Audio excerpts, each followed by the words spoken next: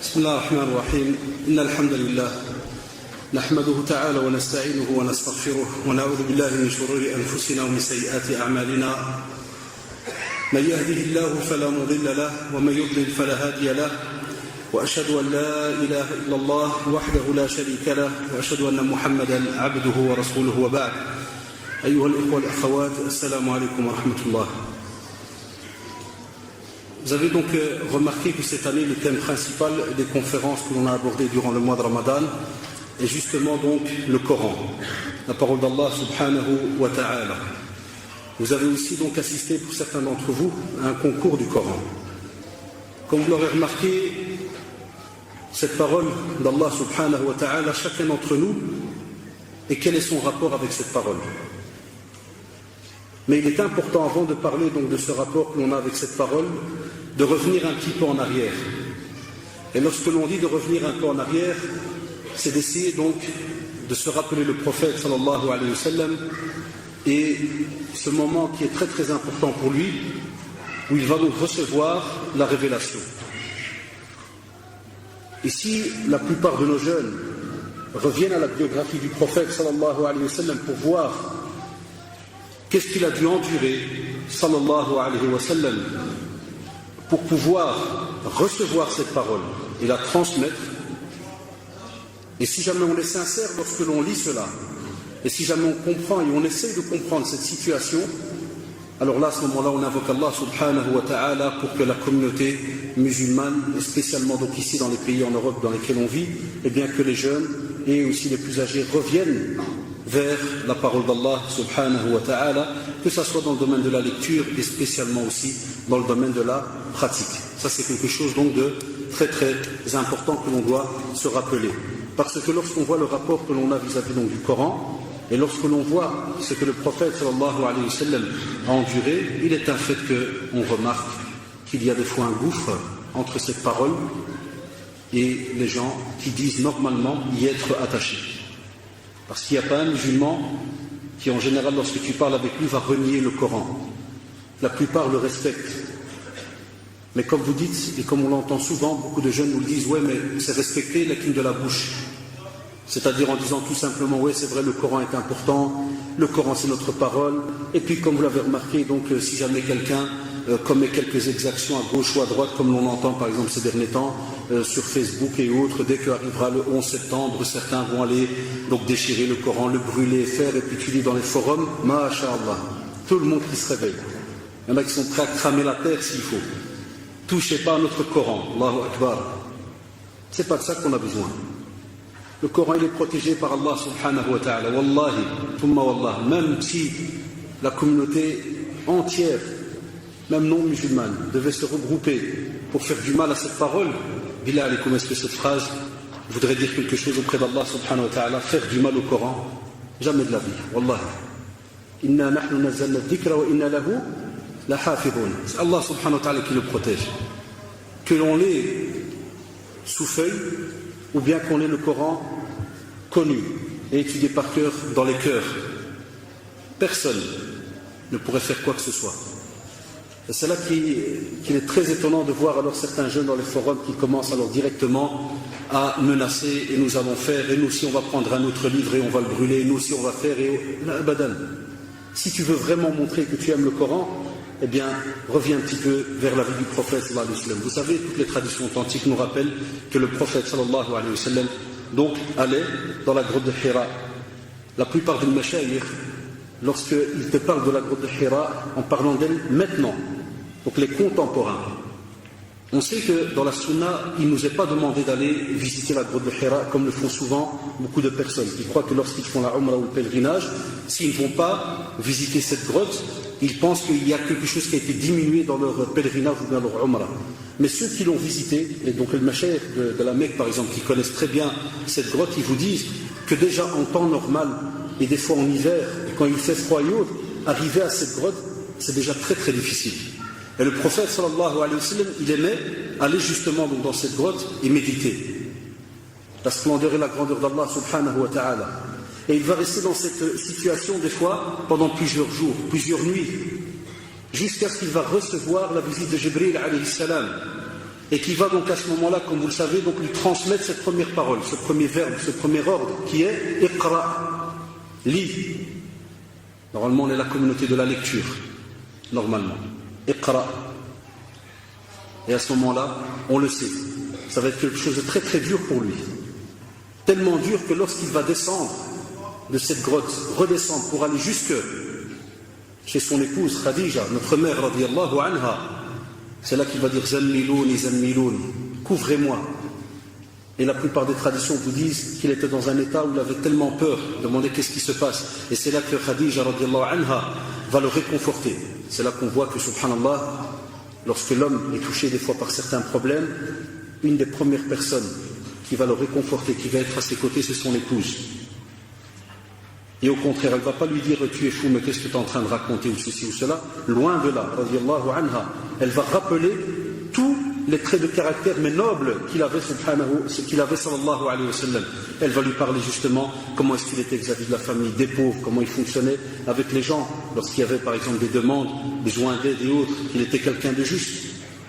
Et subhanallah, même pour cela, elle va rester à côté de lui, alors que la plupart de ceux qui étaient autour de lui vont commencer à rabaisser le prophète sallallahu alayhi wa sallam en disant que vous voyez, on vous a dit qu'il est fou. Et vous voyez ceci, et vous voyez cela, parce que plus tard, ils vont profiter de la révélation du Coran, justement, pour insulter, rabaisser le prophète sallallahu alayhi wa sallam. Et ils vont même, les Qurayshites, insulter le Coran. C'est pour ça qu'on vous dit, ce n'est pas quelque chose de nouveau. Ceux qui s'énervent là, à gauche à droite, non, loin de là, ce n'est pas quelque chose de nouveau. Ça existait déjà au moment même de la révélation, lorsque les premiers versets ont été révélés. Dans d'autres traditions authentiques, on vous montre même comment est-ce que le prophète, sallallahu alayhi wa sallam, lorsqu'il recevait la révélation, est-ce que vous pensez que c'était une simple révélation qui venait et qu'il ne ressentait rien, sallallahu alayhi wa sallam? On sait qu'il avait une force, masha'Allah. Il était très très fort, sallallahu alayhi wa sallam. Et même comme ça, Aïcha radiallahu anha, aussi Khadija radiallahu anha, et les compagnons, même Hudayfa ibn Yaman radiallahu anhu, un jour il dit, il avait sa tête donc posée sur la cuisse du prophète, donc la tête du prophète était sur sa cuisse, à celle de Hudayfa radiallahu anhu, et c'est un moment où il recevait la révélation, le prophète. Et il dit, c'était tellement lourd, sa tête était devenue tellement lourde. C'était des hommes bien importants, vous savez, ceux qui vivent dans le désert, ceux qui vivent à la campagne. Aussi, il entendait, comme vous le savez, il y a eu ce qu'on appelle les petits prémices, juste avant qu'il y ait la révélation. On a soit des sons de cloche, comme on pourrait dire comme ça, des sons qui venaient, salsalatul jaras, et vous avez, subhanallah, même une douleur, mais on va dire pas la douleur comme vous aujourd'hui vous ressentez, si jamais on te donne un coup, ceci ou cela, mais c'est avec la genre de douleur quand quelqu'un des fois porte du poids, et il te dit vraiment c'est très lourd. Il ne peut pas te dire voilà c'est cassé là ou ceci ou cela, mais comme on le voit dans les traditions, on te dit c'était très très lourd pour lui, sallallahu alayhi wa sallam, un point où il transpirait non-stop. Très très lourd pour lui. Et on voit subhanallah lorsqu'il va voir et recevoir donc toutes ces révélations pendant toutes ces années, insultes, rabaissements, ceux qui vont essayer d'inventer des nouveaux Corans, un tas de démarches qui vont être faites justement pour que cette parole n'arrive pas aujourd'hui entre nos mains. Et le prophète sallallahu alayhi wa sallam va rester présent. Quand vous allez voir aussi, lorsqu'il va y avoir certaines batailles, même après sa mort, sallallahu alayhi wa sallam, certaines batailles, on appelle donc les huffaz, ceux qui connaissaient par cœur le Coran, des fois lors de certaines batailles, tu peux voir jusqu'à 60 ou 70 qui mouraient. Et les compagnons qui vont demander au calife, au fur et à mesure, on doit regrouper le Coran, parce que le huffaz, ceux qui le connaissent par cœur, ceux qui le mémorisent par cœur, commencent donc à quitter cette terre. Et donc il va y avoir des démarches, même Omar radiallahu anhu va faire cette démarche. On voit même Abu Bakr radiallahu anhu qui va trouver cela immense, cette demande. Regardez à Shabab, comment est-ce qu'ils se sont cassés la tête pour nous? Alors que ce sont les compagnons les plus nobles que l'on peut avoir sur cette terre. Radiallahu anhu majma'in. Ils vont avoir, subhanallah, cette panique pour savoir, tiens, comment on va faire, Donc regardez, imaginez toute la scène qu'il y a eu pour pouvoir avoir ce Coran aujourd'hui. Et nous, qu'est-ce qu'on en fait aujourd'hui? On le met des fois sur certaines étagères à la maison et on te dit, il ne faut pas le toucher parce que c'est du grand-père, il est venu du pèlerinage, celui qui le touche, on coupe la tête, là on lui fait. Et alors les jeunes, ils passent à côté de loin. Jamais le Coran n'a été un moyen de décoration. Jamais le Coran a été un moyen de souvenir d'un pèlerinage ou d'un cadeau qu'on a reçu ou quoi que ce soit. Au contraire, c'est une responsabilité qu'on te met sur le dos. Et c'est pour cela que Aujourd'hui, le titre de la conférence, vous l'avez remarqué, وَقَالَ الرَّسُولُ يَا رَبِّ إِنَّ قَوْمِ اتَّخَذُوا هَذَا الْقُرْآنَ مَهْجُورًا. C'est grave. Déjà, on en parle au temps du prophète sallallahu alayhi wa sallam par rapport au Quraysh, le fait de la révélation de ce verset dans Surat al-Furqan. Et Allah subhanahu wa ta'ala, donc on voit dans ce verset, on dit que le messager, le prophète sallallahu alayhi wa sallam, dira: Seigneur, mon peuple a vraiment pris ce Coran pour une chose délaissée. Parce que justement, on savait qu'il venait d'y avoir une révélation, c'était l'opportunité pour Abu Jahl et toute sa bande de venir et commencer à casser sur le prophète sallallahu alayhi wa sallam. Même les compagnons, les scribes, qui vont plus tard se faire attraper aussi en sachant que celui-là connaît le Coran. Celui-là ou celle-là, on l'a attrapé réciter le Coran à la maison. On venait, on l'a frappé. Même dans la famille d'Omar ibn Khattab, radiallahu anhu, l'histoire avec sa sœur. Billah alaykoum ya shabab, regardez combien d'événements se sont passés dans un laps de temps restreint.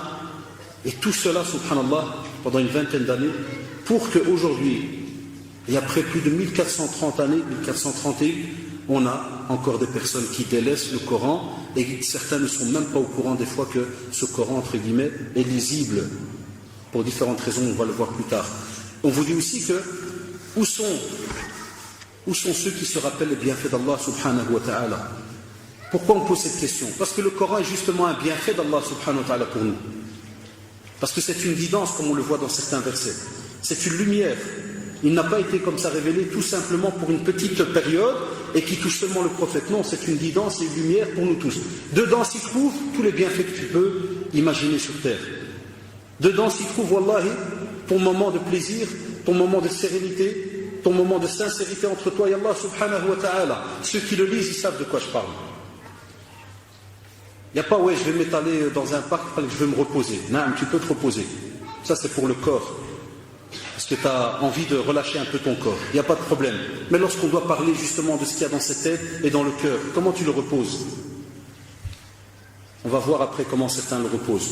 On vous dit aussi, combien d'entre nous vivons sur cette terre justement en utilisant les bienfaits d'Allah subhanahu wa ta'ala, mais, et c'est ça qui est grave et qu'on a peur que ça devienne une forme d'hypocrisie, c'est qu'on n'utilise que certains bienfaits, comme par hasard nourriture, l'eau, les habits, toutes les autres choses qu'on a autour de nous, que ce soit maintenant aujourd'hui avec la technologie, l'électronique, tout ce qui est par exemple les voitures, les demeures, les maisons, et tout ce qui tourne autour vraiment des choses qui font que vous vivez dans un bienfait. Pourquoi est-ce qu'on trie? Subhanallah, pourquoi aujourd'hui on fait un triage? Est-ce que le Coran n'est pas aussi un bienfait? On court après les soldes, les richesses, tout ce que vous voulez. On n'arrête pas, wallah, de courir. Pourquoi est-ce qu'on ne court pas après le Coran? Pourquoi? Ça, c'est une question qu'on devrait et que chacun d'entre nous devrait se poser. Pourquoi est-ce qu'on va tous les jours travailler? Quelqu'un me dirait, ouais, parce qu'on est obligé. Non, il y en a d'autres qui ont même leur propre boulot et ceci et cela, et tu les vois toujours courir. Et pourquoi est-ce que pour le Coran, on ne se sent pas obligé d'aller le lire, l'étudier tous les jours? Pourquoi pas? Vous avez remarqué, nous on est descendu petit à petit en barème, on dit, ne fût-ce que le lire. Et comme vous diraient les savants, ça c'est la moindre des choses.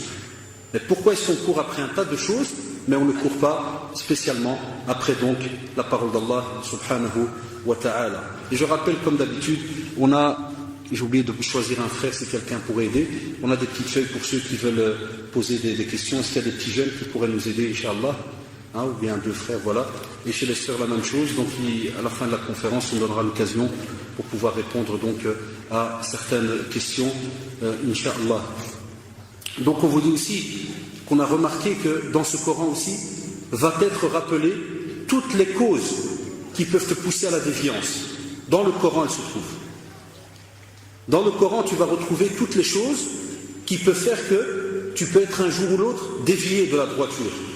Pourquoi? Ça s'appelle les mises en garde. On te dira de faire attention par rapport à ceci ou cela dans le domaine du comportement, dans le domaine des relations humaines, dans le domaine des adorations. Tu vas retrouver un tas de mises en garde dans le Coran. Tu vas aussi retrouver dedans des histoires anciennes, mais qui nous servent à nous de leçons jusqu'à la fin des temps. Wallahi, même si on parle de Pharaon, et qu'on parle de son despotisme, de son tyrannisme et ainsi de suite, tu vas retrouver des imitations de Pharaon, même en 2010. Des fois même dans ta famille. Wallah, il y a des familles, tu peux trouver une imitation d'un petit Pharaon. C'est un petit. Et il est là, et moi, avec un M majuscule, et certains ils sont étonnés, d'où il vient. Non, lis le Coran. Wallah, ça ne va pas t'étonner. Comme je disais dernièrement à quelqu'un, il m'a dit, ah subhanallah, on avait quelqu'un dans la famille. Quand il était paumé, on l'entendait jamais, on ne le voyait pas. Le jour où il a de un peu d'argent, et voilà, il s'est fait un peu d'argent, maintenant lorsqu'il marche, à peine si tu vois sa tête, tu vois beaucoup plus ses épaules que sa tête. Je dis, non, c'est dans le Coran. Il dit, comment ça? Des fois, il y a des jeunes très naïfs. Il dit quoi? Il est cité dans le Coran. Il dit dans le Coran. Je dis non. Je dis sa manière est citée. Innal insana la yatra ar-ra'ahu istaghna. L'être humain, des fois, il se gonfle, il croit qu'il est quelque chose. Ar-ra'ahu istaghna. Il pense qu'il est quelque chose, qu'il a vraiment maintenant certains biens qui font qu'il n'a plus besoin des autres. À un point où il oublie même Allah subhanahu wa ta'ala. C'est toujours moi je. Donc imaginez-vous, tout ce qui pourrait te pousser, wallahi, vers des fois une certaine déviance et où tu vas le retrouver expliqué et mis en garde dans le Coran. On vous dit aussi que Allah subhanahu wa ta'ala a aussi révélé le Coran pour qu'il soit un régisseur de notre vie. Beaucoup de gens te disent je vis dans les problèmes. Alors pour les taquiner, je leur dis est-ce que tu as utilisé un mode d'emploi qui gère normalement ta vie? Ah là ça devient déjà compliqué, alors ils te regardent bizarrement. Pourquoi c'est un mode d'emploi qui gère ma vie? Naam, tu gères ta vie sur quel mode d'emploi? Lequel? Les traditions, culture, ceci et cela? Ou bien d'abord en tant qu'adorateur d'Allah subhanahu wa ta'ala? Donc de quelle manière tu gères? Eh bien le Coran est un régisseur. Le Coran aussi est là pour t'aider à te rappeler tous les jours que c'est Allah subhanahu wa ta'ala que tu adores. Donc ceux qui normalement le lisent tout le temps, alors que penser de ceux qui ne prient même pas? C'est encore un autre problème. Parce que normalement celui qui prie et celui qui lit le Coran, quoi qu'il arrive, il va dire la sourate al-Fatiha, quoi qu'il arrive. Et dedans, qu'est-ce qu'il va trouver? Ihdina as-sirat al-mustaqim. Guide-nous ya Allah sur le droit chemin, ce fameux chemin où il n'y a pas de zigzag dedans, ce chemin qui est droit, le chemin de la droiture. Tu vas le retrouver dedans.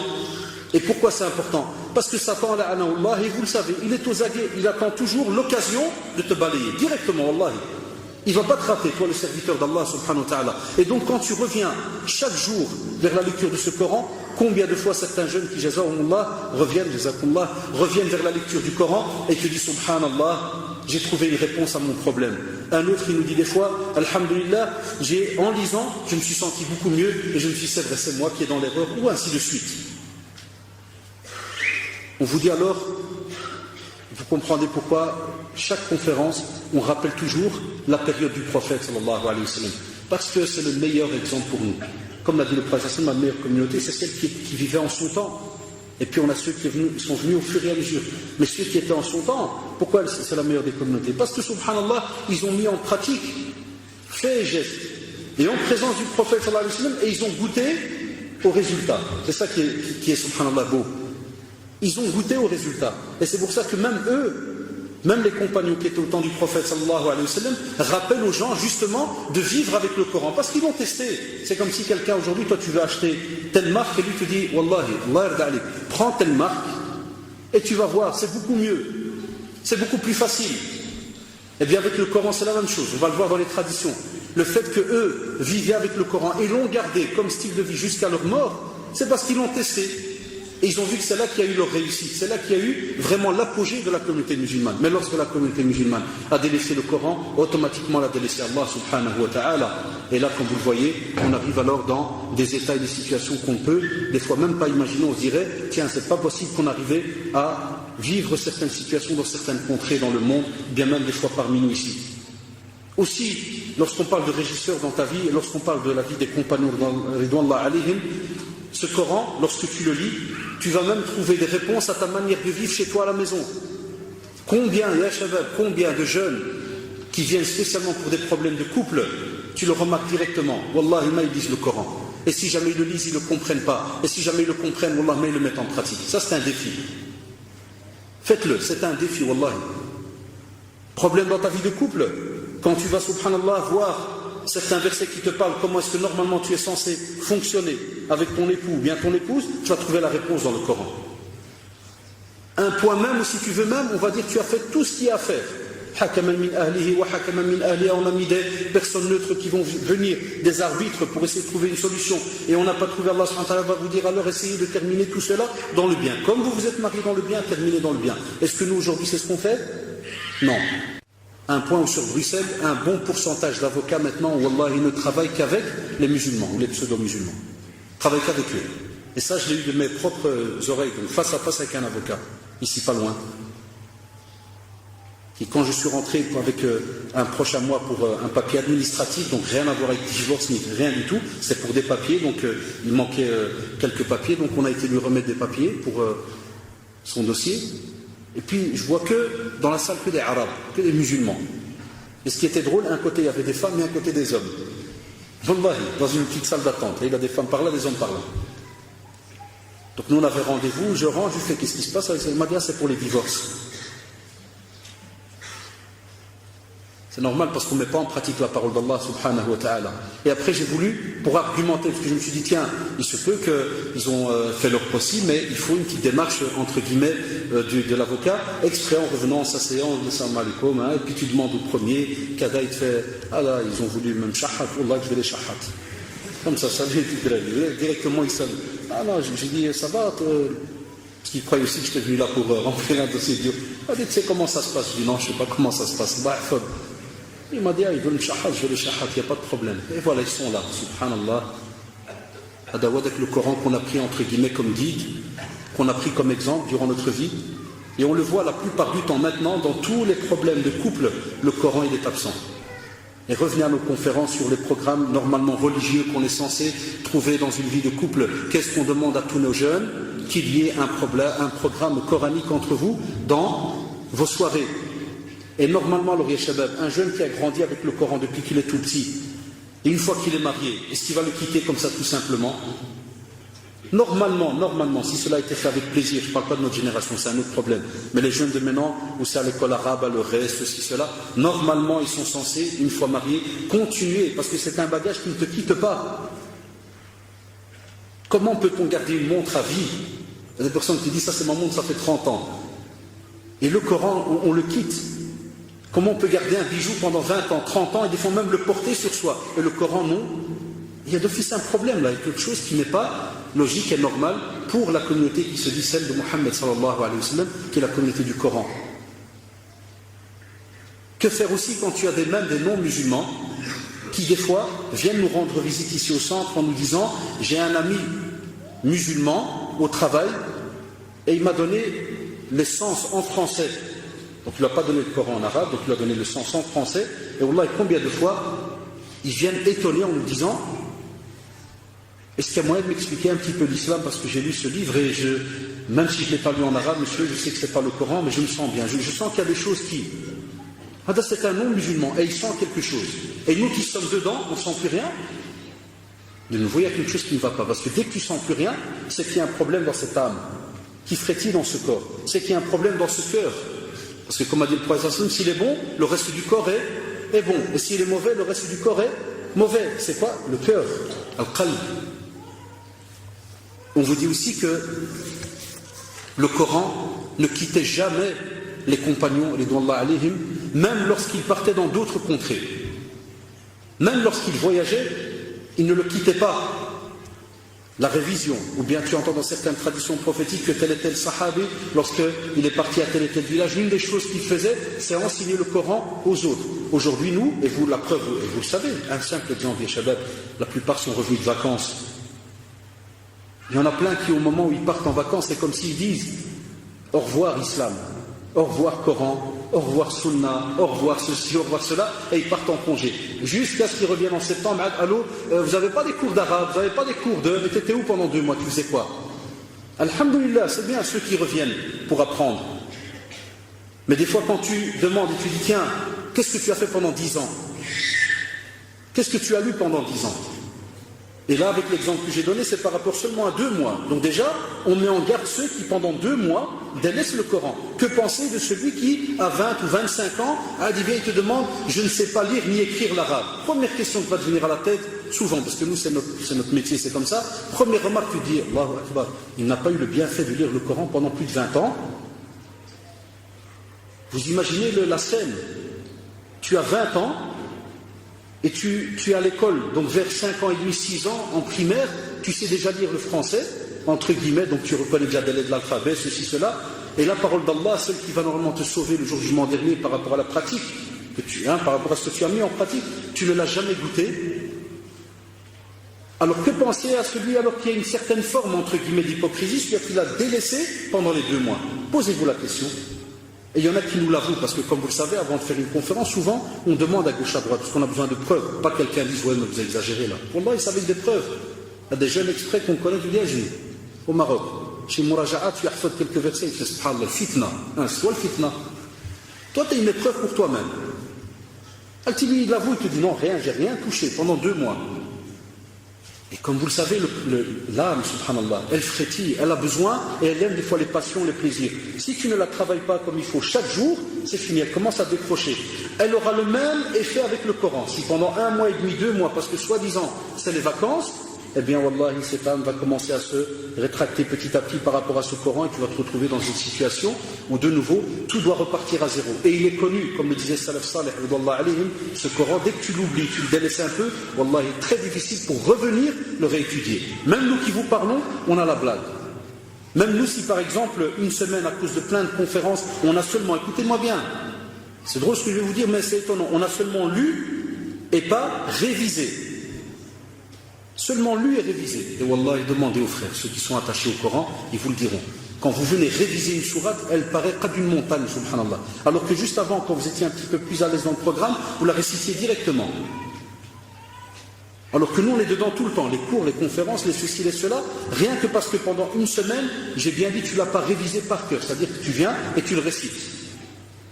Tu l'as lu toute la semaine, c'est-à-dire en journée ou avant de dormir, ou tu l'as lu, mais tu ne l'as pas récité. Et tu le trouves, des fois la sourate, tu la retrouves très lourde, spécialement les sourates un peu compliquées, où les versets se ressemblent. Et alors celui qui n'a aucun contact, qui vit dans quel monde? Qu'est-ce qu'il ressent, lui?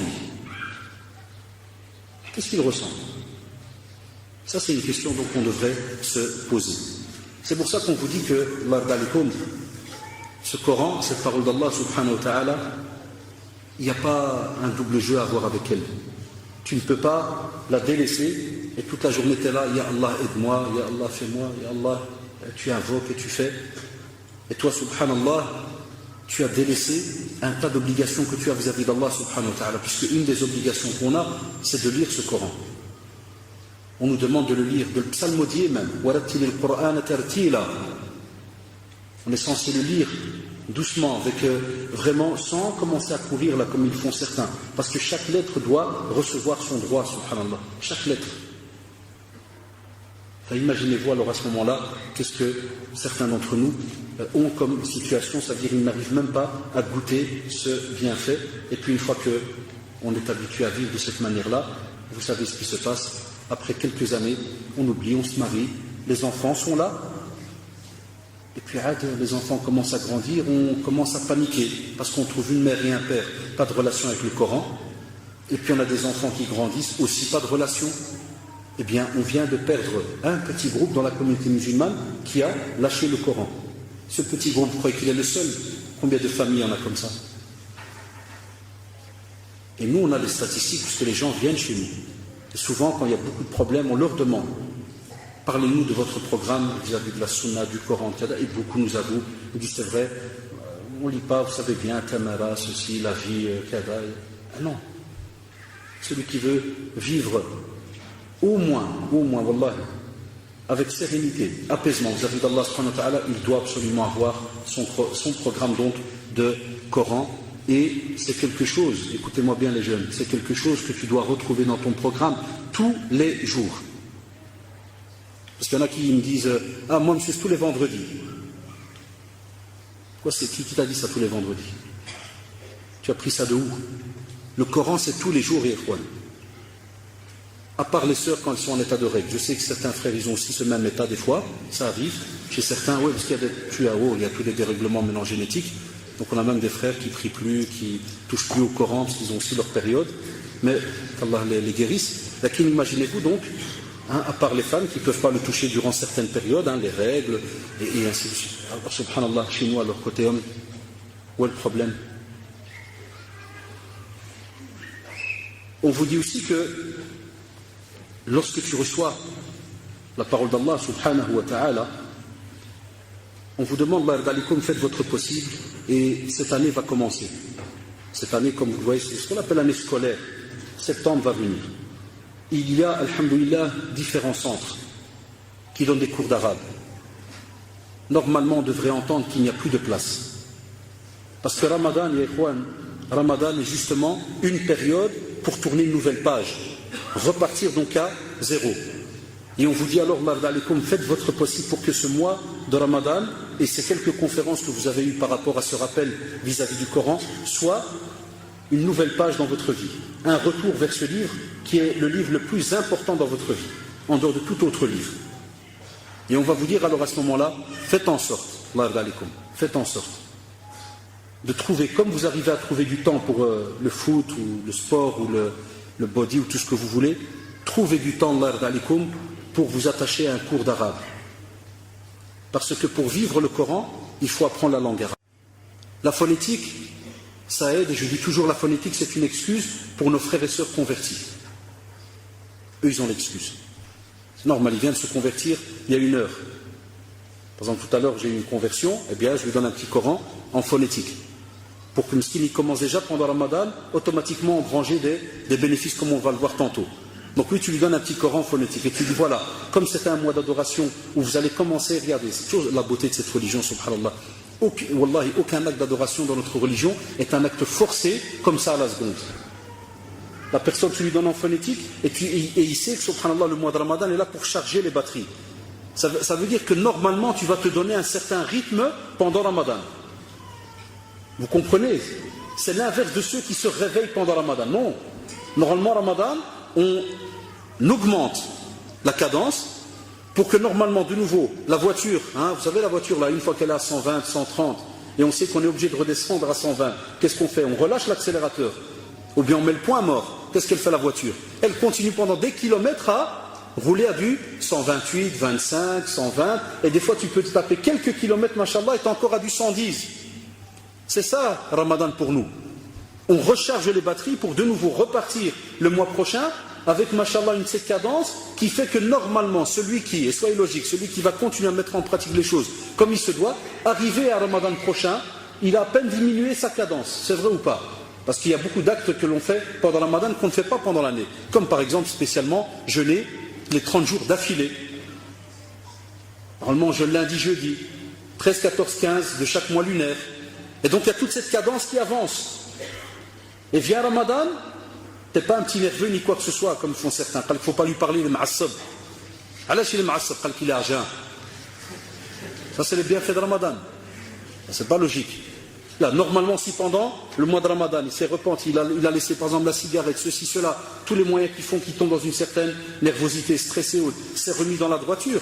Normalement, subhanallah, la sortie de Ramadan, il se tape un démarrage, il est parti. Jusqu'au Ramadan de l'année prochaine, mashallah. Donc pour le Coran, c'est la même chose. Maintenant, on s'inscrit à des cours et on suit. Et pendant l'année, mashallah, là, alors à ce moment-là, on apprend, on lit, on s'entraîne. Et tous les jours. Pas seulement, comme on l'a dit, une fois par semaine. On vous dit aussi, subhanallah, et certains l'oublient, on a des fruits, on a un bénéfice immense lorsqu'on lit ce Coran. En résumé, on vous dit que la lecture du Coran engendre l'humilité et la sérénité et elle adoucit le cœur. Ça, on l'a dit il y a quelques instants. Ala bi dhikrillahi tatma'innu al-qulub. Tu veux que ton cœur s'apaise, tu as un moment d'angoisse, tu as un moment où tu n'es pas à l'aise, lis le Coran. Lis le Coran. Pas que tu me prends l'MP3 et puis tu t'assis comme le font la plupart beaucoup de nos frères et sœurs des fois, un bon paquet, on met directement là la musique, vous le savez. Parce qu'il y en a qui nous disent, Wallah, quand tu mets un peu de musique, mon frère, c'est dommage de le dire, mais tu te sens à l'aise. Tu crois te sentir à l'aise. Wallahi. Ça, c'est un long débat avec nos jeunes. Et il y en a parmi nous, parce que j'en connais, je vois des têtes, je vois de tout, je vois des accros parce que j'en connaissais certains et autres, et des accros. Et tu lui dis, il n'y a pas moyen de faire, Allah, moi tu m'enlèves la musique, tu m'as tout enlevé. Allahu Akbar. Regardez jusqu'à quel niveau de foi on est arrivé. Mais que tu lui enlèves le Coran ou autre, il n'y a pas de que je te prends, il n'y a pas de... Il y a que c'est vrai, c'est pas grave. Est-ce que c'est pas grave, billah alaykoum? Wallahi, c'est grave. Il y en a même qui, subhanallah, il y a des parents qui nous appellent souvent et ils pleurent des fois. Là, dernièrement, une mère, elle me dit, « Ya Oustad, mon fils, il n'y a pas moyen qu'il dort sans qu'il mette le casque dans ses oreilles, il met de la musique. Et quand je viens la nuit, je lui enlève les casques, elle me dit j'ai mal au cœur parce que je me dis s'il meurt dans cet état, il rencontre Allah subhanahu wa ta'ala dans la dernière action qu'il a fait, c'est quoi? Mourir sur Zdeg Zdeg. » Donc le jour du jugement dernier, imaginez-vous, il va sortir de la tombe devant tout le monde en train de faire avec sa tête comme ça. Donc, déjà maintenant si tu devais le faire, tu fais sortir un dans la rue dans cet état-là en train de bouger sa tête bizarrement et on va tous dire, c'est unanime, il bouge tout seul. Déjà les gens, quand il y a eu l'apparition du casque là, des Bluetooth et compagnie, et beaucoup de gens disaient regarde les rebelles, ils parlent tout seuls. Alors que tu fais rien des rebelles, tu parles dans un appareil qui est reconnu dans le monde entier, tout ce que tu veux. Ici, imaginez-vous la scène, le jour du jugement dernier, tu vas sortir, tu vas ressusciter, tu ressors de la terre avec la dernière action que tu as fait. Billah alaikum. Et ça dans le sommeil. L'autre, qui est en train d'écouter peut-être des phrases qui, wal'adhu sont insultantes, ou des phrases qui parlent, et vous le savez, la plupart dans le domaine de la R&B, et ainsi de suite, des phrases qui touchent le domaine sexuel et autres, qui sont rattachées à des clips.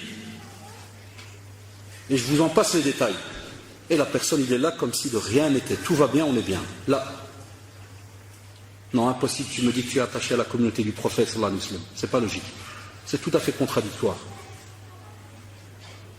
C'est pour cela qu'on vous dit, si jamais tu veux que ton cœur s'apaise, habitue-toi à mettre du Coran. C'est important, les shabab. Wallah, je ne sais pas comment on peut le rappeler, mais beaucoup d'entre nous.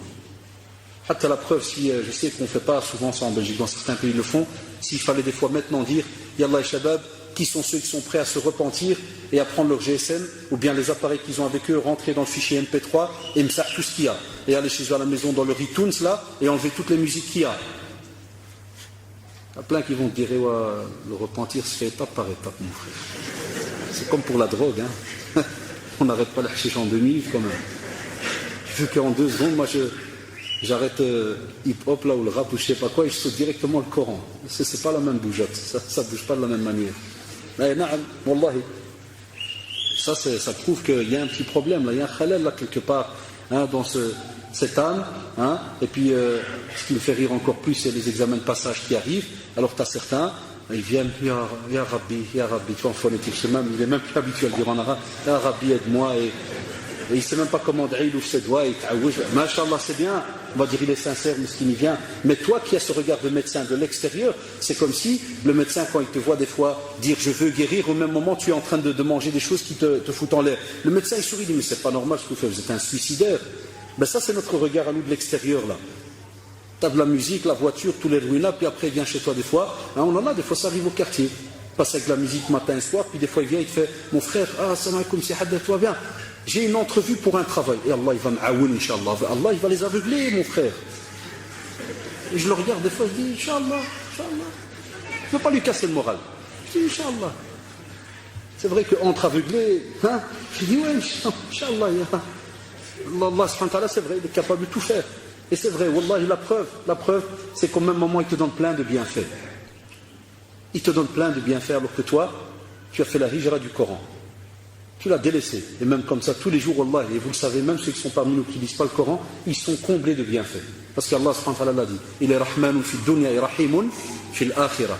Quand tu dis Ar-Rahman Ar-Rahim, il est clément sur terre avec tout le monde. Il donne les biens à tout le monde. Mais le jour du jugement dernier, il ne donnera que à certaines catégories, certaines choses. Et non. Mais maintenant, tu as raison. Tu vas à une entrevue et tu fais, et il te donne des bienfaits. Mais toi, tu le délaisses. Elle engendre aussi, la lecture du Coran, engendre aussi la certitude qui est la foi complète. Parce qu'au plus tu lis le Coran, au plus, subhanallah, comme l'a dit, la première étape, ça veut dire que tu as attrapé l'humilité, tu as acquis une certaine humilité, sérénité. À ce moment-là, normalement, il faut bien me suivre, tu comprends ce que tu es en train de lire. Quand tu comprends ce que tu es en train de lire, le cœur est automatiquement connecté à ce cerveau. Parce que le cerveau l'envoie, subhanallah, des ordres, il envoie un tas de choses. C'est pour cela que des fois, certains le disent, il lit le Coran, il arrive à certains versets, il frissonne. Ça veut dire que ça, c'est un très très beau niveau. C'est ce qu'on espère, wallah, acquérir chacun d'entre nous. C'est-à-dire que tu as compris ce que tu es en train de lire. Tu vis le Coran. Et j'ai rappelé cet exemple des centaines de fois. On le voit spécialement dans la prière de Tarawih. Une moitié de la mosquée capte qu'on est dans une sourate où on est en train de parler de l'enfer, du paradis et autres, et l'autre moitié, on est là et on regarde. temps en temps, Shaitan, il te fait, ouais, il a tardé, hein. Et puis des fois, il te rappelle qu'il y a le métro, qu'il y a ceci, parce qu'il y en a qui nous disent, après toi, le métro, Kada, toi, t'es encore connecté à une sourate, il te fait, ah, il qal l'imam, puis on a raté le métro. Toi, tu ne comprends même pas de quoi il te parle. Pourquoi? Parce que, comme on a dit, toi, tu es déjà dans cette fameuse certitude, tu es connecté à autre chose. Celui qui ne comprend pas, il ne sera pas être connecté. Et des fois, ça fait mal au cœur parce qu'on vient et on prie des heures et des heures. Et si tu demandes des fois à un jeune, tu lui dis, moi, des fois, pour taquiner, je fais à certains copains, il fait, eh, à la mosquée, vous dites, qu'est-ce qu'il a prié? Wallah, man araf. T'as prié tous les tarawih? Il fait, ouais. Qu'est-ce qu'il a dit? Moi, je sais pas, mais c'était bien, hein. Beau son, hein. Il y a que vous entendez souvent ça. Ah, il avait un très très bon son, hein. Ah, des mélodies, il monte, et il a de ses sons, il reste des fois longtemps, des secondes. Mais il a dit quoi? Là, je sais pas. C'est de la folie, Ikhwan. C'est pas normal, Allah d'alikum. Je comprends que, même nous qui vous parlons, on a encore des fois des difficultés avec certains mots, kada. On est toujours en train d'apprendre, mashallah. Là, je comprendrais. Dans le tafsir, kada, mais qu'au moins, tu me dis, ouais, voilà, c'était telle sourate, et mashallah, j'ai compris, parler de ceci, de cela, de telle communauté, même ça, on n'a pas. Même ça, on n'a pas. Chez beaucoup d'entre nous. Aussi, elle engendre la peur et l'appréhension de la dernière demeure. Ce Coran, c'est ça qui est beau, à chaque fois il te rappelle, quand tu le lis, il te rappelle, subhanallah, l'au-delà. Pour te dire, Ya Abdallah, tu n'es pas sur terre indéfiniment. Tu vas la quitter. Et par exemple, tu as trouvé Inna alladhina amanu wa aminu salihati kanat lahum jannatu firdausi nuzula. Ah, le Jannah, Firdaus. Mashallah, tu dis le Jannah, Firdaus, c'est quoi? On regarde à côté en français, ou bien on appelle, on fait. T'es heureux, tu dis, ah, mashallah, alhamdulillah, j'ai la foi, j'ai kada, ya Rabbi, il va me donner le Firdaus, il va me donner. Voilà, c'est ça qui est beau. Ça, c'est ta petite vie privée. C'est ce qu'on espère que vous allez goûter un par un. C'est votre petite vie privée, là, quand vous êtes en train de lire.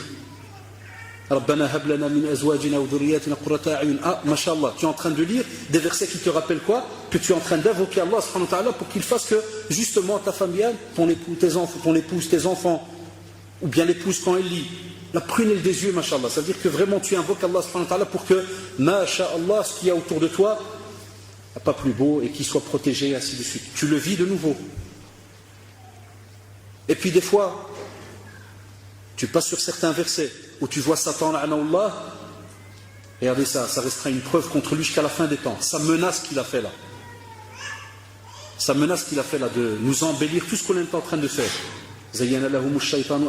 Certains, par exemple, ils te font certaines choses et ils croient que c'est du bien.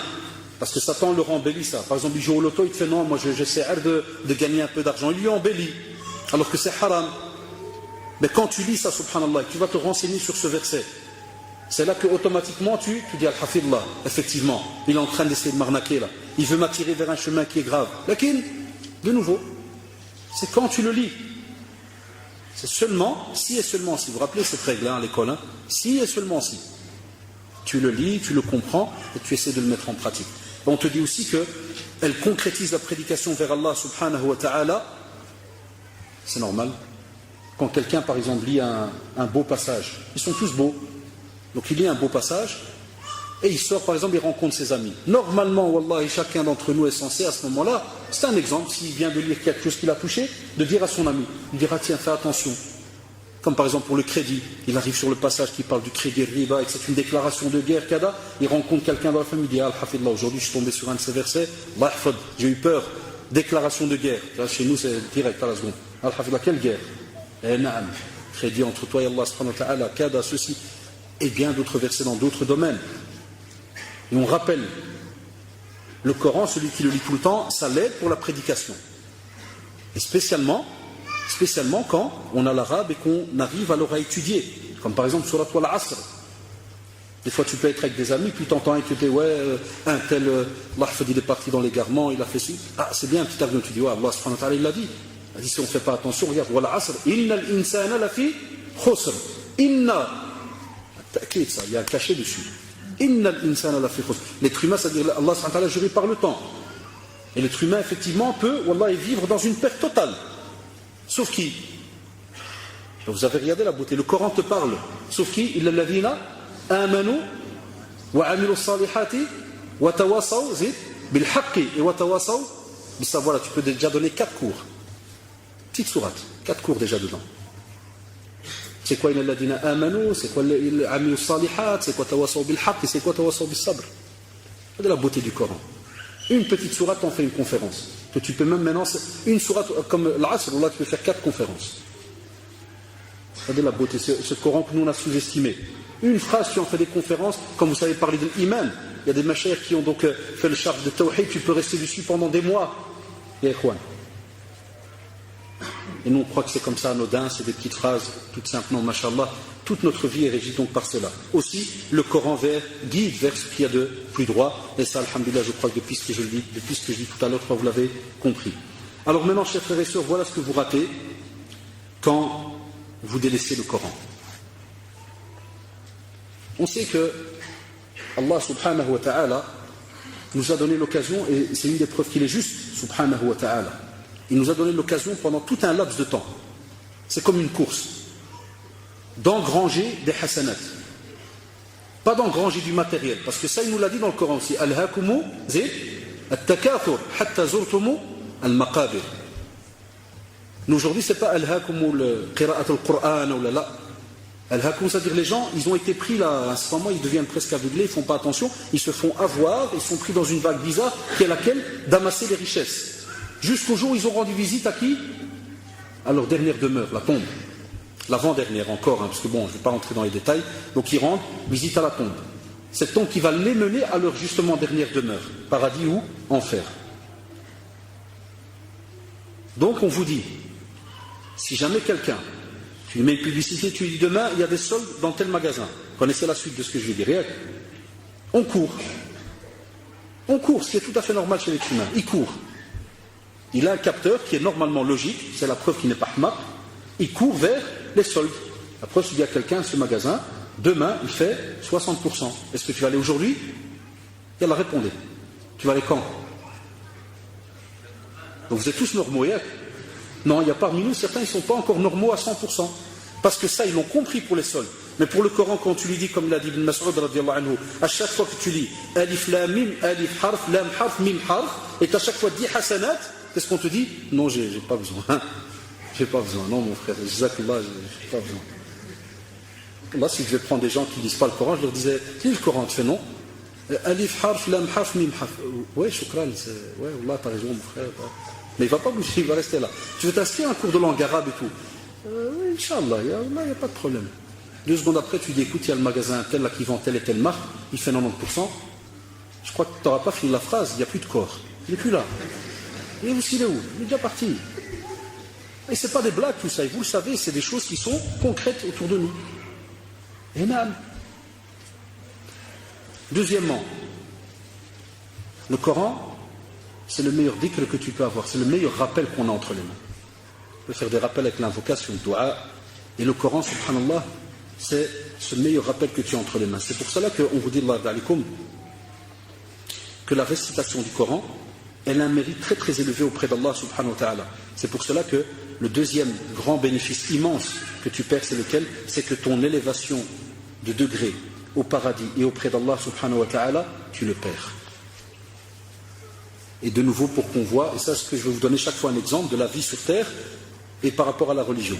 Ça vous allez voir si on est tous normaux comme on le dit. Ça veut dire quoi? Tu es dans une société. Et on te dit, monsieur Abdel, si jamais vous faites tel examen, très simple, vous devenez chef d'équipe. Et si vous ne le faites pas, toute votre vie, vous allez rester comme ça devant un petit tournevis ou bien devant une chaise, une table et ainsi de suite. En général, qu'est-ce qu'on fait? Et si même on vient, on vous dit, monsieur, si vous faites cet examen, vous le réussissez, vous avez plus 500 €. Plus une prime, plus la voiture et carte d'essence. Il y en a déjà, pendant que je parle, ils rigolent déjà. Regardez l'être humain, comment il capte à la seconde. Parce que c'est le rêve de beaucoup d'entre nous. Tous ceux qui travaillent, qui n'ont toujours pas la carte d'essence. Qui a l'étage au-dessus, lui, il a tout. Et moi, il n'y a rien. La même chose avec le Coran.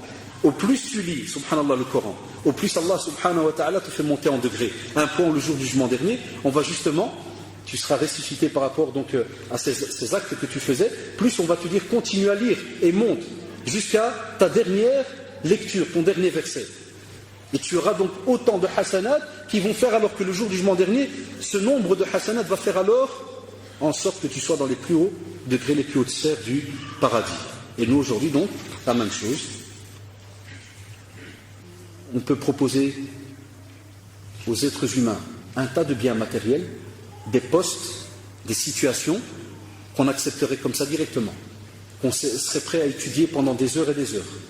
Et on a des amis, par exemple, un exemple, ça me vient comme ça à la seconde, les frères qui travaillent par exemple dans la sécurité.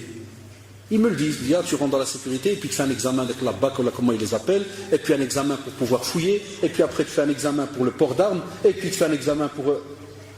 Et tu dis, tu les as tous faits. Allah, je les échappe tous. Tu dis, pourquoi? En plus, tu fais un examen, en plus, tu gagnes autant, et tu as les primes de sécurité, primes de risque, et primes de CADA. Ben voilà, maintenant je t'apporte une prime de sécurité pour la fin de ta vie. La lecture du Coran. La même chose. Après, il va te faire, s'il est poli, il va te faire... Zakla, mon frère, il va t'un bon. Soit il va aller, mashallah, il va le mettre en pratique.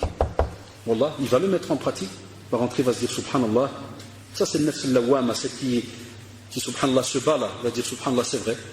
J'ai bougé pour 36 000 examens, j'ai étudié des syllabus et des trucs de fou. Et pour le Coran, aller apprendre des lettres d'alphabet, pour le lire, il y en a qui le font. Et d'autres, Satan, il vient, il leur dit, mon frère, le Coran, il ne va jamais disparaître.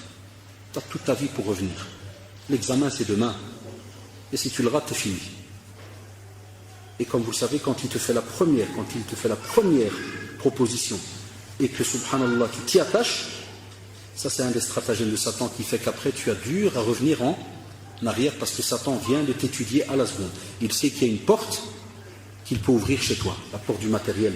Choisir entre ici-bas et l'au-delà. Alors que le musulman il a le droit de choisir les deux, s'il n'y a pas de contradiction. Il peut choisir les deux. Les deux. Travail et l'étudier à côté. Aussi le Coran, regardez quel autre bienfait. Le Coran, il va intercéder en ta faveur le jour du jugement dernier. Le jour du jugement dernier, il va intercéder en ta faveur. De nouveau un exemple sur terre. Si jamais tu vas travailler dans un nouveau boulot, c'est incroyable. Quand on te dit, écoutez monsieur, c'est un boulot à risque, il y a de l'argent, il faut prendre des choses. Est-ce qu'il n'y a pas quelqu'un de connu qui vous connaît? Tu dis, oui, moi j'ai travaillé avec monsieur un tel qui était votre directeur. T'es fier ou pas quand tu dis, ah monsieur, on vous engage direct, t'es fier? T'es fier directement. Imagine-toi le jour du jugement dernier, et c'est mieux que ce qu'on vient de raconter.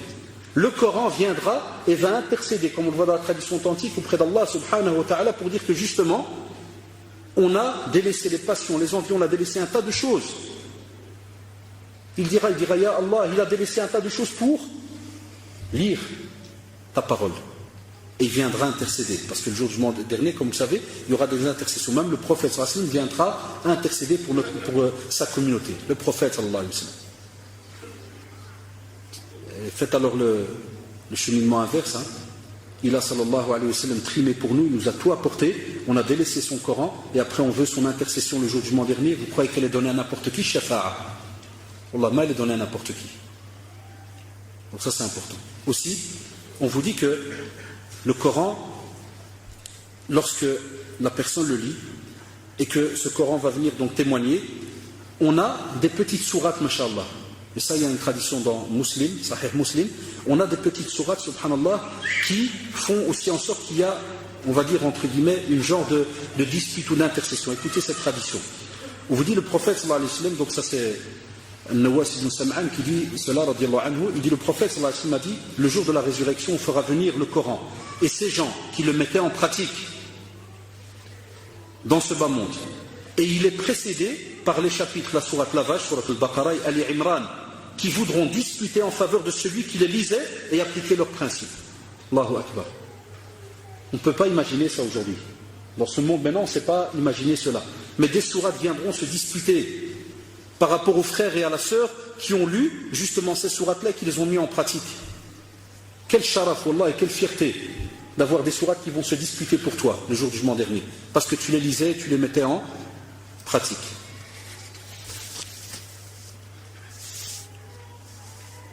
On vous dit aussi que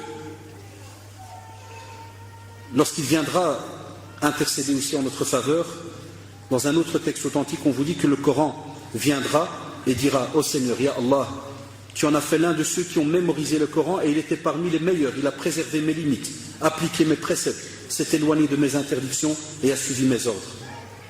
Et le Coran ne va cesser, comme on le voit dans le texte, de continuer à étayer tous les arguments par rapport à ce que le croyant faisait sur terre avec ce Coran. Alors, billah alaykoum ya shabab, avec tout ce qu'on vient à peine de dire, on n'a pas encore fini les bienfaits, avec tous ces textes qu'on vient de dire, pourquoi, wallah, la question se pose, pourquoi est-ce qu'on vous dit, voilà, là il y a un trou, tu vas te jeter, tu vas faire mal, on va quand même dans ce trou. Alors qu'on te dit là, si tu continues sur ce chemin, tu es en sécurité. Pourquoi on ne veut pas revenir alors vers ce Coran? Alors qu'on sait que la vie elle est courte. Tu es là aujourd'hui, wallah, et peut-être que dans 1 heure, ce soir, demain, tu es parti, tu quittes cette terre. Et tu veux délaisser tous ces bénéfices. On peut être que quelqu'un qui n'est pas normal à ce moment-là, ou quelqu'un d'aveuglé, ou quelqu'un qui a un cœur où il y a déjà un cachet dessus, un cadenas. Et là, c'est grave à ce moment-là. Le prophète sallallahu alayhi wa sallam aussi, d'après Aïcha radiallahu anha dans le Bukhari et Muslim, elle nous dit que celui qui lit assidûment le Coran et qui excelle dans sa lecture sera avec les nobles anges messagers qui ne font qu'obéir à leur Seigneur. Celui qui lit péniblement le Coran et en hésitant dans sa lecture aura quand même 2 récompenses. Allahu Akbar. Ça c'est l'argument pour ceux qui nous disent des fois, oui mais je ne sais pas bien lire, je fais des erreurs. 2 récompenses, ya shabab.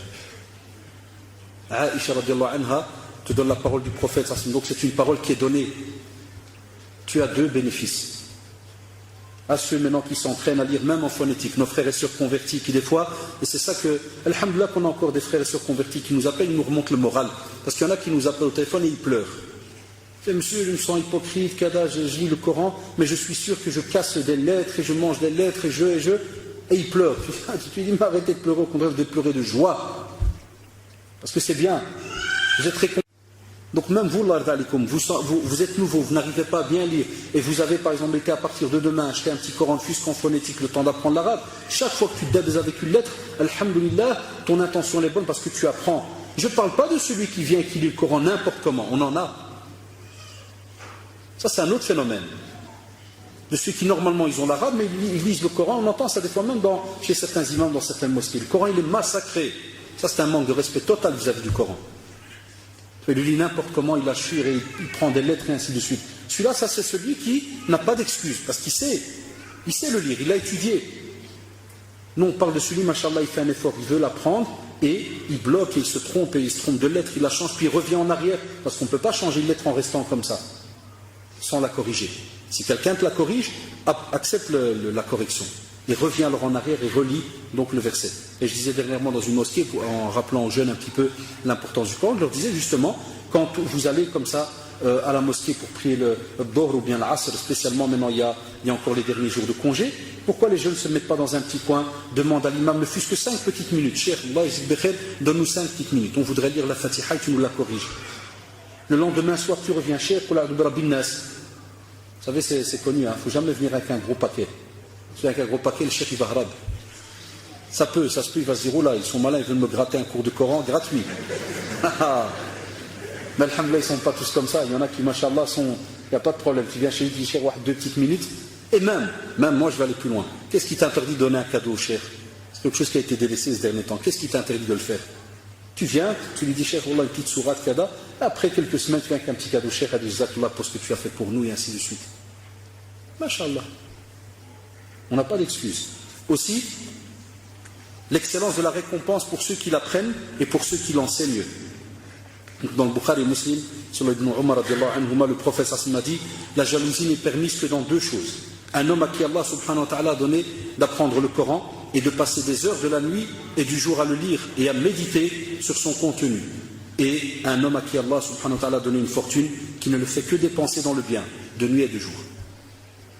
Hein? Beaucoup reviennent du Maroc avec des disputes, jalousie, parce que tu es descendu, tu as bâti, tu avais kawar de l'argent, tu avais récolté de l'argent, amassé de l'argent pendant peut-être 1 an ou 2, 3 ans, tu n'as pas été, tu descends, machallah, tu bâtis un bel étage, et puis tu vois la jalousie qui commence, les paroles, les ceci, ou bien un autre parce qu'il a acheté telle chose, ou bien la voiture, ou bien, ça c'est de la jalousie qui est interdite en islam. Wallahi, elle est interdite. La vraie jalousie qui est acceptée, c'est là. Là, on vous demande de vous battre par rapport à cela. Allez-y. Soyez jaloux par rapport à... Tu as de l'argent et tu le donnes fils sabilillah. Soyez jaloux par rapport au fait que tu étudies le Coran tout le temps et tu as envie d'avoir le même, wallahi, la même récompense que celui qui étudie, tu voudrais étudier. Jazakallah. Soyez jaloux, ça c'est bon ça. Ça c'est une jalousie positive. Tandis que l'autre, le jour du jugement dernier, elle est un regret immense pour certains. Et aussi, on vous dit que celui qui apprend donc le Coran, il grandit en valeur, et l'imam Shafi'i radiallahu anhu et rahimahullah disait aussi que celui qui apprend le Coran, sa valeur grandit. Quand vous entendez tous ces textes, eh bien ça vous montre que celui qui apprend le Coran, sa valeur grandit. Quand on parle d'imam Shafi'i rahimahullah et l'imam Malik, l'imam Ahmed ibn Hanbal, comme vous savez tous les autres grands, l'imam Abu Hanifa, c'était des personnes qui vivaient avec le Coran, le connaissaient, l'expliquaient, le mettaient en pratique toute leur vie, et leurs élèves, la plupart du temps quand tu lis certaines biographies de leurs élèves, la même chose. On te demande, une des premières choses, c'est d'abord d'étudier le Coran, et puis ils rentrent dans les autres sciences. Regardez, subhanallah, comment ça fonctionnait étape par étape. Pourquoi? Parce que dès que tu mets en pratique, ou bien dès que tu étudies le Coran, hein, et tu as la langue arabe, à ce moment-là, wallah, tu peux comprendre les autres sciences. Et ça, c'est une parenthèse. C'est pour ça que certains jeunes ne comprennent pas des fois certains sujets, parce qu'ils rentrent, ils viennent pour apprendre la religion, et n'apprennent toujours qu'un petit sujet, puis ils partent. Et des fois, ils sont dans des centres pendant 10 ans à apprendre des cours de religion, mais ils n'ont pas étudié le Coran. Ils s'étonnent que ça ne marche pas. Il y a des choses qui ne fonctionnent pas. Ça doit aller de pair. L'apprentissage de la religion et ton étude de Coran à côté de cela. Aussi, le Coran apporte la paix à celui qui le lit, et on le retrouve dans Sahih Muslim. D'après Abu Hurairah, il dit que le prophète sallallahu alayhi wa sallam a dit, lorsque des gens se rassemblent dans une demeure consacrée à Allah subhanahu wa ta'ala pour réciter le Coran et pour l'étudier ensemble, alors la paix de la présence divine, sakina, donc descend sur eux. Et la miséricorde d'Allah subhanahu wa ta'ala les recouvre. Et les anges qui les entourent, ils sont là autour d'eux, ils les entourent. Et Dieu, Allah subhanahu wa ta'ala, les mentionne à ceux qui se trouvent auprès de lui. Allahu Akbar, regardez, rien que dans cette tradition, 3 bienfaits immenses. Tu es en train donc de lire le Coran, et tu sens automatiquement as-sakina, la paix d'Allah subhanahu wa ta'ala descendre sur ce groupe qui est en train de le lire. Et la miséricorde qui va te recouvrir. Les anges qui t'entourent. Donc 4 points, 4 bienfaits. Et Allah subhanahu wa ta'ala qui te mentionne à ceux qui sont auprès de lui. Chaque fois que tu prends le Coran, rappelle-toi ce qu'on vient de dire dans ce hadith qui est dans Sahih Muslim. Ça ne part pas dans le vide, ya shabab. Même une petite sourate, même une petite sourate. 4 bienfaits en quelques minutes. 4 bienfaits. Comme maintenant, regardez, maintenant vous êtes là, ça rentre là-dedans. Parce qu'on a cité plein de versets, on est en train de parler du Coran, vous croyez que c'est assise ici. Ça va passer comme ça, comme si de rien n'était, qu'on a bêtement passé le temps? Jamais de la vie. Vous avez un bénéfice immense. Aussi, dans une autre tradition de Bukhari et Muslim, Abu Musa al-Ash'ari radiyallahu anhu rapportait ça, on va voir qu'est-ce que tu reçois aussi comme bénéfice. Le prophète sallallahu alayhi wa sallam a dit, l'image du croyant, écoutez-moi bien. Là maintenant, on va vous donner le résultat de qu'est-ce que celui qui lit le Coran et qui ne lit pas, et ainsi de suite. Ça veut dire que normalement, vous êtes censé, en sortant d'ici, vous retrouver dans une des situations ici. C'est un hadith qui est un petit peu lourd. Il fait un peu, pas qu'il fait peur, mais celui qui réfléchit vraiment, ça peut un peu l'embêter, Inch'Allah. Et je l'espère que ça va l'embêter. Il dit donc, l'image du croyant qui lit le Coran est celle de l'orange. Son odeur, une très belle odeur, suave, comme on dit en français, très belle odeur. Et sa saveur, très très bon goût. Ça, c'est la première image. Tu prends une belle orange. Souvent, quand on va au bled, on aime bien les oranges du Maroc. Spécialement celles de quelle ville? Hein? Berkane, ah. Parce que, Inch'Allah, tu l'appuies, tu remplis un demi-verre. Pas les oranges de Moulem, c'est autre chose, mais moi, tu la assar, tu as, Inch'Allah, un demi-verre de jus.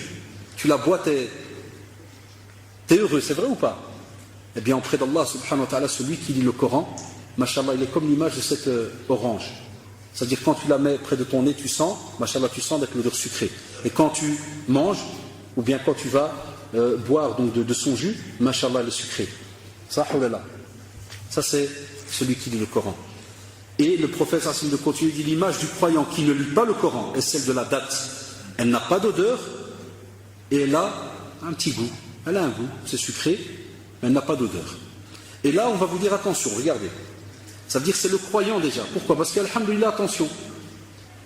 Le croyant, donc, il a déjà un certain niveau auprès d'Allah subhanahu wa ta'ala. Mais comme vous l'avez remarqué, il manque certains devoirs. Et comme on le voit dans ce hadith, c'est le devoir justement de la lecture du Coran. La date, elle est bien. Est-ce qu'il y a quelqu'un qui dit que la date est mauvaise? Non, la date, elle est bien. Mais qu'est-ce qu'on te rappelle? On te dit, attention, il y a quelque chose qui manque. Il n'y a qu'une partie. c'est ce goût de la date. Mais il manque encore autre chose, comme pour l'orange. On veut avoir les deux. Et des fois, quand tu prends une date, tu sens, il n'y a rien. Normal. Spécialement dans les pays arides, où il y a de la sécheresse et autres, tu vas prendre la date, elle est bien, il y a des vitamines et autres, mais des fois, tu vas sentir qu'il n'y a rien de spécial. Troisièmement, l'image de l'hypocrite. Ah, ça c'est grave. L'hypocrite qui lit le Coran, il y a des hypocrites qui lisent le Coran, hein, vous serez étonné. Et non. Et même pour certains savants, il y a même des koufars qui lisent le Coran. Vous savez lesquels? Alhamdoulilah qu'il y a encore des autres savants qui ouvrent des portes, comme je l'ai toujours dit. C'est ceux qui, pas de prière, rien du tout, et Ramadan, il prend le Coran et commence à lire. Et quand tu parles à ces savants-là, ils te disent celui qui ne prie pas, qui a délaissé la prière, il est kafir, il sort de l'islam. Alhamdoulilah qu'il y en a d'autres qui ont ouvert des portes par rapport à cela. En disant, on espère qu'ils ne renient pas la prière, en disant non, la prière n'existe pas. Regardez, subhanallah, les contradictions dans lesquelles on est, des fois. Eh bien, on a des personnes qui lisent le Coran, mais c'est comme une plante aromatique. Son odeur est bonne, mais son goût est amer. Tu as des plantes, mashallah, ça existe comme ça, des fois des belles plantes, tu sens, c'est très très bon. Mais si tu la mets en bouche et tu veux la mâcher, comment elle est? Ah, c'est mauvais, là. Ça c'est l'hypocrite. C'est celui-là qui, quand il vient, si mahum fi wujuhi, mashallah, tu vois, c'est très beau, et kada, il lui à l'intérieur, c'est khanes, ça sent mauvais. Si tu fais une petite ouverture, l'odeur qui en sortirait, catastrophe. Il y en a comme ça. Donc ça, Allah, il faut l'imaginer, on a peur, wallahi. Et c'est pour ça que l'histoire de l'hypocrite, c'est quelque chose qu'il ne faut pas, yashabab, sous-estimer. Parce que des fois, beaucoup de personnes tombent dans l'hypocrisie. Ce qu'on appelle avoir deux visages, là. Montrer que soi-disant on aime l'islam, mais en vérité dans la pratique, rien du tout. Et ça, ce chapitre-là, il fait très très peur, l'hypocrite. On vous dit aussi que l'image de l'hypocrite, mais qui ne lit pas le Coran, c'est comme la coloquinte. C'est une genre de plante, elle n'a ni odeur, elle n'a pas d'odeur, et le goût, il est amer. C'est-à-dire, il n'y a aucun bénéfice. Donc imaginez-vous, ya shabab, vous avez ici 4 situations, la même chose, dans laquelle est-ce qu'on voudrait se retrouver auprès d'Allah subhanahu wa ta'ala.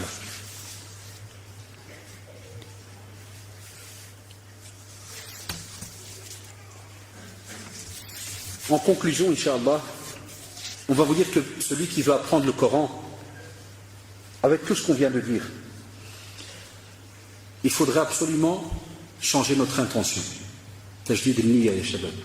Changer l'intention. Et ça, alhamdoulilah, tant que vous êtes vivants, ya ikhwan, les sœurs aussi, profitez chaque jour de revoir votre intention. Chaque fois que tu te lèves le matin, qu'Allah subhanahu wa ta'ala t'a donné l'occasion de revivre un jour, c'est-à-dire c'est un jour en plus dans l'adoration. Ça veut dire, wallah, c'est un bienfait que tu as reçu, que celui qui est mort la veille n'a pas reçu. C'est pour ça que chez nous en islam, on n'espère pas la mort. Il n'y a pas comme ça espérer la mort tout simplement. Là, parce qu'au plus tu vis, ou bien des fois tu dis, ouais, ceux qui sont morts, alhamdoulilah, au moins ils n'ont pas de problème. Non, qui t'a dit ça? Au plus tu vis, au plus tu as l'occasion d'adorer Allah subhanahu wa ta'ala. Et comme a dit le prophète, qui te dit qu'un acte d'adoration que tu vas faire maintenant de ton vivant, mashallah, il est inestimable auprès d'Allah subhanahu wa ta'ala. Donc revoyez, et c'est ce qu'on fait tous, on doit revoir son intention chaque jour, parce qu'on commet tous des erreurs. Deuxièmement, on vous demande aussi de craindre Allah subhanahu wa ta'ala et de s'éloigner des péchés. Parce que comme vous le savez, s'attacher au Coran et à côté faire des choses contradictoires, parce que on a aussi des cas comme ça. Il y a longtemps, parce qu'il y avait des périodes où je risquais ma peau comme ça, quand j'étais avec... c'est donc assis dans la rame de métro. Et un couple de jeunes s'est assis en face de moi, un garçon et une fille. Et ce qui est drôle, c'est un drôle de paradoxe. C'est pour ça que quand je dis tout à l'heure hypocrite, kada, ça fait des fois bizarre, mais on ne juge pas Allah les gens, on n'est pas des juges. Mais, donc j'étais assis comme ça avec moi, puis j'entends, il fait, écoute cette sourate, t'as vu comment elle est bien? Donc moi je me suis dit, ils sont mariés, c'était des jeunes, mais je ne sais pas savoir. Puis à ce moment, il lui dit, demain on va à tel et tel endroit. Elle lui dit, je dois essayer de voir comment je vais bricoler. Je vais voir comment je vais faire. Puis je me dis, vous savez, ça, ceux qui parmi vous, des fois, ils sont un peu dans la pratique, ça leur arrive. Des fois, ils se disent, je parle ou je ne parle pas. Est-ce qu'ils vont insulter ou ils ne vont pas insulter? Est-ce qu'ils vont mal le prendre, ils vont bien le prendre? Puis à ce moment, je leur fais, vous êtes, machallah, très beau couple. Puis le frère instantanément, non, on n'est pas mariés. Vous n'êtes pas mariés? Il fait non. Et quelle est la sourate que tu lui as fait passer là? Tu n'es pas tombé sur une qui parle d'adultère et autres? Tu n'es pas tombé sur un verset qui parle de cela? là, les gens, stop, il y a eu un petit silence. Et même s'ils ne devaient pas descendre à la station, je ne sais pas, je ne vais pas entrer dans leur intention. Oh, excuse-moi, on doit descendre. Il vaut mieux qu'ils descendent encore ici-bas que dans l'au-delà. Hein. Elle descend, il n'y a pas de problème. Donc des fois, il nous arrive à taquiner certains. Encore dernièrement, on était avec le beau-père des frères comme ça en voiture. Et subhanallah al-adim, on croise une voiture, hein, un jeune, en pleine journée, hein, donc Siam, ou le ghna à fond. Mais alhamdoulilah, ça prouve, alhamdoulilah, il y a encore du bien chez nos jeunes, wallah al-adim. Et je vois donc le beau-père par la fenêtre du frère, salam alaikum, un peu de Coran, Allah le frère dit, pousse, il ferme, à la seconde. Les Américains qui tiennent le volant encore pour dire, il n'y a plus rien, hop, hein. Je l'ai vu l'ange de la mort, je ne sais pas ce qu'il a vu. Ah, il n'y a plus rien. C'est bien, il y a le khayr. Mais est-ce que tu as peur de l'être humain là qui vient de te parler? Donc là, ça veut dire quoi? Oser parler à certains jeunes. Ceux qui spécialement mettent une croix sur la musique et plein de mauvaises actions, osez parler. Faites vivre ce que vous ressentez aux autres. Il ne faut pas être gêné. Faites-leur vivre cela. Et nous, souvent, on a remarqué, on attend toujours que c'est un petit boulahia qui doit parler. C'est comme si c'est écrit ici, c'est toi qui dois parler. Mais les autres, ils ne peuvent pas parler. Non. Tu peux faire un petit rappel simple. Même si tu sais que, subhanallah, toi-même, parce que des fois, il y a des jeunes qui disent non, mais, et c'est pour ça que je dis le cours sur l'hypocrisie, ça serait bien, il y a un jour une conférence là-dessus, mais c'est un peu compliqué. Parce qu'il y a des jeunes qui pensent que si jamais, il parle, et que lui-même fait encore des erreurs, vous savez, les jeunes, qu'est-ce qu'ils vont lui dire à la seconde? Tu fais le musulman, fais le musulman. Et toi, tu fais quoi? Tu fais quoi, toi? Tu fais le musulman. Ben, alhamdoulilah, à ce moment-là, il y a une petite étincelle, là. Il s'est dit, tiens, une petite lumière qui s'est ouverte, je vais lui parler. Profite alors de ce conseil-là. Ya shabab, yarhamukallah. Même si vous êtes entre vous, ne laissez pas Satan, la'anahullah, mettre un bouclier entre vous et votre frère, même si des fois lui-même commet des erreurs et vous fait une nasiha. Croyez que nous qui faisons des conseils, on ne commet jamais d'erreurs. On est des êtres humains. Kullu bani adam khatta. Tout être humain commet des erreurs. Le meilleur, c'est ceux qui se repentent, ya shabab. Et pour terminer, aussi, videz votre cœur de tout ce qui est, entre guillemets, futile. Et je vous l'ai dit tout à l'heure, par rapport, donc on a parlé musique, ça c'est autre chose, tout ce qui est les péchés, mais des fois, tu as des personnes, ils viennent et te disent, c'est un exemple, hein, tu viens et tu dis au frère, tu fais, moi, tu vois les moteurs diesel, moi je crève pour le moteur diesel. Moi je le connais par cœur. C'est comme mon frère, le moteur diesel. Dès que je démarre, je sais. Moi j'ai des amis comme ça, des fois je parle avec lui, il me fait, moteur diesel, il me fait, je démarre ta camionnette, démarre. Faire la seconde, je dis ce qu'il y a. Et dès que tu démarres un verset, tu dis quelle sourate, tu dis, voilà. Comme tu as justement des petites choses comme ça qui des fois, entre guillemets, c'est un peu futile. Tu me dis, je connais par cœur le moteur diesel. Wallah, il khalik al-jannah, il dit, c'est bien. Mais tu sais bien que c'est pas mohim, c'est bien. Mais, humbad. Là, tu as des jeunes, des fois, ils viennent chez toi, là, je taquine, parce que chaque conférence, dès que je capte un ami, je dis, d'office, je vais le taquiner, c'est du football. Il vient, il te fait rien, mon frère, regarde. Et il fait la batte, par exemple, il tourne sa jambe et il reprend la balle. Comment ça s'appelle? Hein? Comment? Le tour du monde. Allahu Akbar. Le Mgharba, c'est le seul qui font le tour du monde en 10 secondes. Il vient, il tourne sa jambe, il fait tac, et il reprend la balle directement. Il y a que le tour du monde, ça s'appelle. Il y a une autre version, il y a un autre hadith. C'est comment? Non, là, c'est comment ça s'appelle? Le pincement de jambes. Alors ça, c'est chez les spécialistes de... Parce qu'on a les trafiquants du quartier, et puis on a Sahab qui sont dans les équipes de foot. C'est la divergence, mon frère. Il faut accepter. C'est sûrement daïf, mais bon, ça arrive. Non. Donc il y a les différentes traductions. Pincement de jambes et le tour du monde. Et tu vois, le frère, il vient chez toi, tu lui dis, des fois je t'acquise, et comment tu arrives à faire le tour du monde? 1 an d'entraînement à Khalid. 1 an, je crève, et des fois je fais des marches arrière, je tombe et je t'aouge, 1 an. Et des fois tu es là, tu le regardes, tu fais.